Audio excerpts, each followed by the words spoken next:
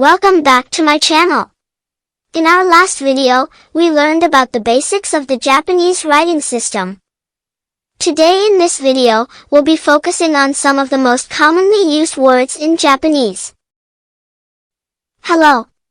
In Japanese, hello is こんにちは。こんにちは。Repeat after me. こんにちは。こんにちは。元気ですか？ Another important word to know is goodbye. In Japanese, goodbye is さよなら。さよなら。Repeat after me. さようなら。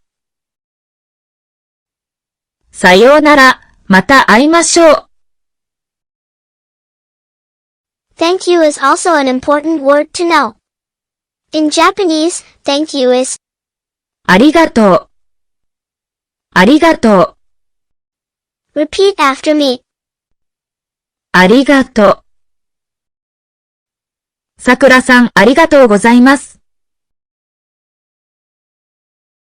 We also have two important words for expressing agreement and disagreement, yes and no. In Japanese, yes is はい。はい。Repeat after me. はい。And no is いいえ。いいえ。Repeat after me. いいえ。